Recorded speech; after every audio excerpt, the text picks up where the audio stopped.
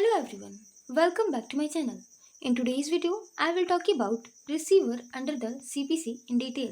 So, let's get started. Firstly, we talk about meaning of receiver. So, the term receiver is not defined in the code. जो term receiver है वो कहीं भी CPC में define नहीं है.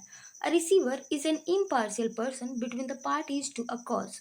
जो रिसीवर होता है वो किसी भी केस में एक इम्पार्शियल पर्सन होता है, इंडिपेंडेंट पर्सन होता है, which is appointed by the court under section 94 clause D to receive and preserve the property that is immovable or movable or fund in litigation pendente light. जो receiver होता है वो property को, जो भी case की प्रॉपर्टी होती है पार्टीज के बीच जिसपे केस बेस्ड होता है, उसको रिसीव और प्रिजर्व करने का काम करता है during the proceeding of litigation when it does not seem reasonable to the court that either party should hold it. ये तब रिसीवर को अपॉइंट किया जाता है जब कोर्ट को ये बिलीफ हो जाए कि कोई भी पार्टी जो है वो रिजनेबल नहीं है किसी भी पार्टी के पास वो प्रॉपर्टी रहना. It is a protective relief. जो रिसीवर को अपॉइंट करने का रिलीफ है वो एक प्रोटेक्टिव रिलीफ है जिसमें दोनों पार्टी के इंटरेस्ट को सेफ रखा जाता है. दोनों पार्टी का जो इंटरेस्ट होता है उस पर काम किया जाता है. मीन्स उसको प्रिजर्व करने के लिए, दोनों पार्टी के इंटरेस्ट को प्रिजर्व करने के लिए कोर्ट जो है रिसीवर को अपॉइंट करती है. और ये बहुत ही एक्सट्रीम लेवल के जो केसेस होते हैं जिसमें बहुत इंपॉर्टेंट होता है जस्टिस को पाने के लिए रिसीवर को अपॉइंट करना. हर एक केस में ज़रूरी नहीं है रिसीवर अपॉइंट हों. So according to Kerr, an impartial person appointed by the court to collect and receive pending the proceeding the rents, issue and profit of land or personal estate which it does not seem reasonable to the court that either party should collect or receive, or for enabling the same to be distributed among the person entitled. सो ये define करते हैं कि जो receiver होता है वो एक impartial person होता है जो कि कोर्ट के द्वारा जो भी प्रॉपर्टी के रेंट्स वगैरह होते हैं उसको कलेक्ट करने के लिए, रिसीव करने के लिए, जो इशू है लैंड का उससे रिलेटेड मैटर को देखने के लिए, प्रॉफिट को गेन करने के लिए, जो भी पर्सनल स्टेट है उसको देखने के लिए, मीन्स पूरे तरीके से जो प्रॉपर्टी है केस की उसको मैनेज करने के लिए, प्रिजर्व करने के लिए, प्रोटेक्ट करने के लिए. और जैसे एक ऑनर उस प्रॉपर्टी के अंतर्गत जितने भी ऑनर के पास राइट होते हैं वो सारे राइट रिसीवर को ड्यूरिंग द प्रोसीडिंग कोर्ट के द्वारा अपॉइंट करके दे दी जाती है. सो रिसीवर एक इम्पार्शियल पर्सन होता है जो कि किसी केस में जो पार्टीज होते हैं उनसे एक अलग पर्सन होता है और वो प्रॉपर्टी की देखभाल के लिए कोर्ट के द्वारा अपॉइंट किया जाता है. जब कोर्ट को ये बिलीफ हो जाए कि कोई भी पार्टी रीजनेबल नहीं है, कि ऐसा रीजनेबल नहीं है कि किसी भी पार्टी के पास वो प्रॉपर्टी रहे, तो कोर्ट जो है रिसीवर को अपॉइंट करता है. In Krishna Kumar versus Grindlays bank AIR 1991 supreme court, it was held that it is one of the harshest remedy. जो रिसीवर को अपॉइंट करने की रेमेडी है वो one of the harshest remedy इस केस में कहा गया, as it deprives the opposite party the possession of property before a final judgment is pronounce. इस रेमेडी के थ्रू जो अपोजिट पार्टी होती है उसकी जो राइट होती है पोजीशन, प्रॉपर्टी पे पोजीशन की, उससे डिप्राइव कर दिया जाता है जब तक कि फाइनल जजमेंट ना आ जाए. जिस कारण से ये रेमेडी एक लाइटली, जो हर एक केस में ये रेमेडी को अप्लाई नहीं किया जाता है, हर एक केस में रिसीवर को अपॉइंट नहीं किया जाता है. जो एक्सट्रीम केसेस होते हैं जहाँ पे जस्टिस को गेन करने के लिए, जस्टिस को इंश्योर करने के लिए रिसीवर को अपॉइंट किया जाता है. A receiver is an impartial person appointed by the court to take temporary possession, custody, and management of any property in dispute during the pendency of a civil suit. जिस कारण से जो receiver होता है वो एक इम्पार्शियल पर्सन होता है जो कि कोर्ट के द्वारा अपॉइंट किया जाता है टेम्पोररी पोजीशन के लिए किसी ऐसे प्रॉपर्टी पे, कस्टडी मैनेजमेंट के लिए किसी ऐसे प्रॉपर्टी के जिस पे सिविल सूट चल रहा हो, जो कि डिस्प्यूटिंग प्रॉपर्टी हो. So the receiver acts as the hand और officer of the court.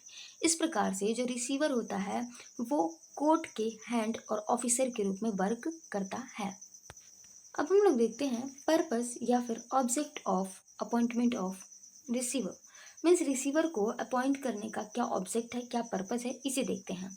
So the primary objective is protection and preservation of disputed property. Receiver को अपॉइंट करने का जो प्राइमरी ऑब्जेक्ट है वो यही है कि जो डिस्प्यूटेड प्रॉपर्टी है उसका प्रोटेक्शन एंड प्रिजर्वेशन हो सके. This prevent either party from wasting, damaging और selling the property before the final judgment thereby ensuring that the successful party gets the benefit of decree. ये जो रिसीवर को appoint करने से ये प्रिवेंट करता है कि कोई भी जो पार्टी है वो उस प्रॉपर्टी को, जो कि डिस्प्यूटेड प्रॉपर्टी है, उसको वेस्ट ना कर पाए, डैमेज ना कर पाए, सेल ना कर पाए, जब तक कि फाइनल जजमेंट ना आ जाए। जिस कारण से रिसीवर को अपॉइंट करने से जो सक्सेसफुल पार्टी है उसके इंटरेस्ट को इंश्योर किया जाता है। यदि वो जीत जाता है कोई पार्टी, तो उसकी जो बेनिफिट होगी उस डिक्री के माध्यम से, जो उसकी बेनिफिट होगी वो उसको मिल सकेगी जब जो प्रॉपर्टी है वो प्रिजर्व रहा। तो अगला है discretion of court. Appointment of receiver is in discretion of the court, but the mode of appointment of receiver is recognized as one of the harshest remedies for the protection and enforcement of rights of the parties, and it should be allowed in extreme cases and in the circumstances where the interest of justice requires such power to be exercised. जो receiver को appoint करने का जो power है वो court की discretion पे depend करता है। कोर्ट एवे ही नहीं रिसीवर को अपॉइंट कर देगी। किसी एक्सट्रीम केस में जब इंटरेस्ट ऑफ जस्टिस को इंश्योर करना काफ़ी इम्पॉर्टेंट हो जाता है, पार्टीज़ की जो भी राइट्स हैं उसको प्रोटेक्ट करना काफ़ी इम्पॉर्टेंट हो जाता है, तब जो कोर्ट है वो रिसीवर को अपॉइंट करती है। अगला है appointment of receiver, rule 1A order 40। So the power to appoint under Order 40 is, however, subject to the controlling provision of Section 94, Clause D, and is to be exercised for preventing the end of justice being defeated. जो receiver को appoint करने का provision है वो control किया जाता है mainly section 94 clause D के द्वारा, और रिसीवर से जो भी रिलेटेड प्रोविज़न है वो ऑर्डर 40 में दिए गए हैं, रूल 1 to 5। एंड इस ये जो है एंड ऑफ जस्टिस को गेन करने के लिए, एंड ऑफ जस्टिस जो है डिफीट ना हो जाए, इसी को प्रिवेंट करने के लिए रिसीवर को अपॉइंट किया जाता है। The court can appoint a receiver not only on the application of a party to the suit, but any person who is interested in the preservation of property, and the court can also do so on its own motion. जो court है वो receiver को appoint कर सकती है parties के application के through, या फिर किसी ऐसे पर्सन के एप्लीकेशन के थ्रू भी जिसका कुछ इंटरेस्ट हो उस प्रॉपर्टी के प्रिजर्वेशन से। साथ ही कोर्ट जो है वो सुओ मोटो के अकॉर्डिंग, यानी कि ऑन इट्स ऑन मोशन भी रिसीवर को अपॉइंट कर सकती है। अगला है powers of receiver which is provided under rule 1 clause 1 sub clause D. The court may confer the receiver any of the following power. Court जो है रिसीवर को इन सब में से किसी भी पावर को कन्फर कर सकती है। सो पहला है to institute and defend suits. जो सूट्स हैं उसको इंस्टीट्यूट करने के लिए, डिफेंड करने के लिए भी अपॉइंट कर सकती है रिसीवर को। To realise, manage, protect, preserve and improve the property. जो प्रॉपर्टी है उसको इम्प्रूव करने के लिए, प्रिजर्व, प्रोटेक्ट, मैनेज, रियलाइज करने के लिए। To collect, apply and dispose of the rent and profit, to execute, document और such of these power as it thinks fit. Means जैसे किसी ऑनर के पास राइट होती है उसके प्रॉपर्टी से रिलेटेड, वही सारे राइट जो हैं, वही सारे पावर जो हैं एक रिसीवर के पास होती है। सिर्फ उसको उस प्रॉपर्टी को सेल करने की पावर नहीं होती, बाकी जो अदर पावर है वो एक रिसीवर के पास होती है। साथ ही और भी जो भी कोर्ट थिंक फिट समझे, मीन्स कोर्ट जो है ऐसा ठीक समझे, वो कुछ और पावर भी रिसीवर को दे सकती है, कन्फर कर सकती है। सो जो रिसीवर होता है उसके पास जो पावर्स होते हैं प्रॉपर्टी से रिलेटेड, वो लाइक अ ऑनर होते हैं, कि वो ही उस प्रॉपर्टी का ऑनर है। सिर्फ रिसीवर जो है उस प्रॉपर्टी को सेल नहीं कर सकता, बाकी जो है वो उसको realise, manage, protect, preserve and improve भी कर सकता है। साथ ही जो रेंट है, जो प्रॉफिट है, उसको कलेक्ट, अप्लाई एंड डिस्पोज भी कर सकता है। So a receiver can not sue or be sued for act done in his official capacity by a third party without the leave of the court. जो receiver होता है उस वो सू नहीं कर सकता, ना ही उस पर कोई और सू कर सकता है बिना लीव ऑफ कोर्ट के। यदि कोई ऐसा एक्ट करता है अपनी ऑफिशियल कैपेसिटी में, तो उसके लिए रिसीवर को सू नहीं किया जा सकता है बिना लीव ऑफ द कोर्ट के, बिना कोर्ट के परमिशन के। Property in the hand of receiver can not be attached without the courts leave. साथ ही जो भी प्रॉपर्टी रिसीवर के पास है उसको बिना कोर्ट के परमिशन के उसको अटैच नहीं किया जा सकता। सिंस ही इज कस्टोडिया लेजिस, जो रिसीवर होता है वो कस्टोडिया लेगिस होता है।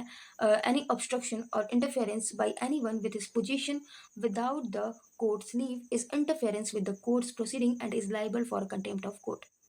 मीन्स रिसीवर एक कस्टोडिया लेगिस होता है, और वो जो पोजीशन, टेम्प्रोरी पोजीशन होता है प्रॉपर्टी का रिसीवर के पास, उसमें यदि कोई थर्ड पर्सन जो है ऑब्स्ट्रक्ट करता है उस पोजीशन को, कोई इंटरफेयर करता है, तो बिना किसी कोर्ट के परमिशन के, तो वो कोर्ट प्रोसीडिंग में इंटरफेरेंस माना जाएगा और वो कंटेम्प्ट ऑफ कोर्ट के लिए लाइबल होगा। अगला है duties of the receiver which is provided under rule 3 of order 40।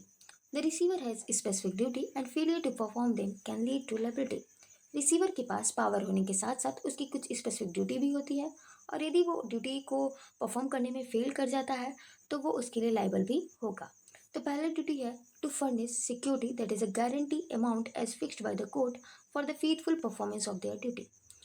Receiver को एक सिक्योरिटी, एक गारंटी अमाउंट पे करना होता है कोर्ट को, जो कि कोर्ट के द्वारा फिक्स किया जाता है उसके फेथफुल परफॉर्मेंस के लिए, उसके फेथफुल जो उसकी ड्यूटी है उसके परफॉर्मेंस के लिए उससे एक गारंटी अमाउंट फर्निश कराई जाती है कोर्ट के द्वारा। दूसरी ड्यूटी है to submit account of the property as specified period. एक स्पेसिफाइड पीरियड में उस प्रॉपर्टी से रिलेटेड जो भी अकाउंट्स होते हैं उसको सबमिट करना रिसीवर की ड्यूटी होती है। अगला है to pay the amount due from them to the court as directed. जो भी उस प्रॉपर्टी से रिलेटेड जो भी अमाउंट ड्यू है उसको पे करना, कोर्ट के डायरेक्शन के अकॉर्डिंग उसको पे करना रिसीवर की ड्यूटी है। अगला है to take responsibility for any loss cause to the property due to their wilful default or gross negligence. यदि रिसीवर कोई ग्रॉस नेग्लिजेंस करता है, कोई विलफुल डिफॉल्ट करता है और उस कारण से कोई लॉस होता है उस प्रॉपर्टी को, तो उसकी रिस्पॉन्सिबिलिटी रिसीवर की ही होती है। ये भी ड्यूटी है रिसीवर की। A receiver is entitled to remuneration fixed by the court for the service rendered by him. इसके साथ ही रिसीवर को एक प्रॉफिट भी होता है, एक बेनिफिट भी होता है। ये रिसीवर का एक तरीके से राइट है कि वो जो भी सर्विस देता है कोर्ट को जो भी सर्विस देता है एक रिसीवर के रूप में, उसके लिए उस पर्सन को, उस रिसीवर को कोर्ट के द्वारा एक अमाउंट फिक्स की जाती है रेम्यूनरेशन के रूप में। मीन्स रिसीवर एंटाइटल होता है रेम्यूनरेशन लेने के लिए। अगला है हु में apply for receiver. Means receiver को अपॉइंट करवाने के लिए कौन एप्लीकेशन दे सकता है। So generally an application for appointment of receiver is made by the plaintiff in a properly constituted suit, but a defendant may also apply for appointment of receiver if it is just and convenient. Mainly generally जो receiver को appoint करने का application होता है वो plaintiff के द्वारा दिया जाता है जब प्रॉपरली जो है सूट कंस्टिट्यूट हो जाता है। लेकिन किसी किसी जस्ट और कन्वीनियंट सिचुएशन में, किसी किसी सर्कमस्टांसेस में डिफेंडेंट भी इसके लिए रिसीवर को अपॉइंट करने के लिए एप्लीकेशन देता है। Normally, a stranger or a third party cannot apply for appointment, but if he is interested in realization, management, protection and preservation, improvement of property, may also make such application and a court may also exercise suo motu power to appoint a receiver. Normally जो stranger person होते हैं, जो third party होते हैं, वो appointment of receiver के लिए application नहीं दे सकते हैं।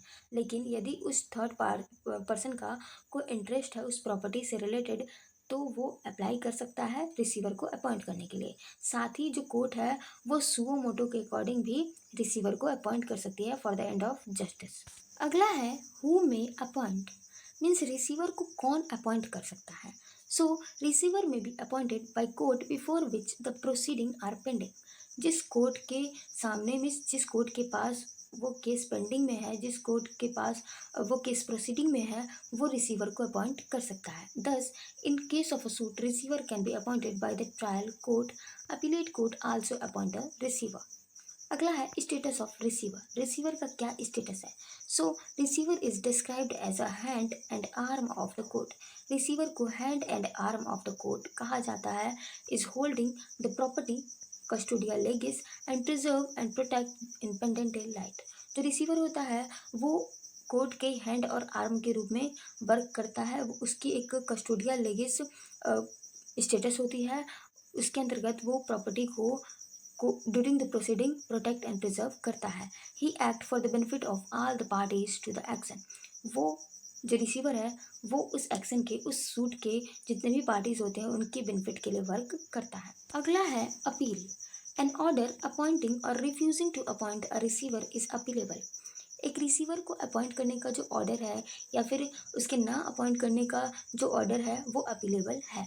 अगला है revision. An order passed on an application for appointment of receiver by allowing the application or rejecting such application is a case decided within the meaning of section 115 of the code. Hence, where no appeal lies, a revision is competent and maintainable. एक receiver को appoint करने का जो application है, यदि उसको allow कर दिया जाता है या फिर उसको रिजेक्ट कर दिया जाता है तो वो ऑर्डर केस डिसाइडेड के रूप में माना जाएगा। उसका उसकी उसकी मीनिंग के अकॉर्डिंग 115 सेक्शन की मीनिंग के अकॉर्डिंग जो है वो केस डिसाइडेड माना जाएगा। और यदि वो अपील उसकी अपील नहीं होती है तो वो रिवीजन के लिए कम्पिटेंट और मेंटेनेबल है। अगला है rule 5। A collector may be appointed as a receiver with his consent in a case where the property in question is land paying revenue to the government। एक कलेक्टर भी एक receiver के रूप में अपॉइंट हो सकता है, लेकिन उसकी कंसेंट जो है मैंडेटरी है और उस प्रॉपर्टी के लिए वो रिसीवर के रूप में अपॉइंट हो सकता है जहाँ से गवर्नमेंट को रेवेन्यू जाती है। अगला है death of receiver. Office of receiver is not hereditary. जो रिसीवर का ऑफिस है वो हेरिडेटरी नेचर का नहीं है। But the death of receiver does not and receivership. लेकिन रिसीवर की डेथ हो जाने से जो रिसीवरशिप है वो खत्म नहीं हो जाती। A fresh appointment will have to be made by the court. Receiver की डेथ के बाद कोर्ट के द्वारा एक दूसरे रिसीवर की अपॉइंटमेंट होती है। साथ ही जो रिसीवर की जो वर्क है, जो पावर है, वो रिसीवर किसी और को डेलीगेट नहीं कर सकता। सो यहाँ पे हमारा कॉन्सेप्ट खत्म होता है receiver under CPC. If you found this video helpful, don't forget to like this video, subscribe my channel and share this video. मैं फिर से बोल रही हूँ, यदि वीडियो पसंद आया है, वीडियो अच्छा लगा है, नोट्स अच्छे लगे हैं तो वीडियो को लाइक करें, चैनल को सब्सक्राइब करें, साथ ही वीडियो को शेयर करें। और यदि इस वीडियो का आप पीडीएफ नोट्स चाहते हैं तो वो आपको मिल जाएगा मेरे टेलीग्राम चैनल पे, मुस्कान जायसवाल एकेडमी। फटाक से जाके ज्वाइन कर लीजिए। मिलते हैं नेक्स्ट वीडियो में, तब तक के लिए बाय बाय।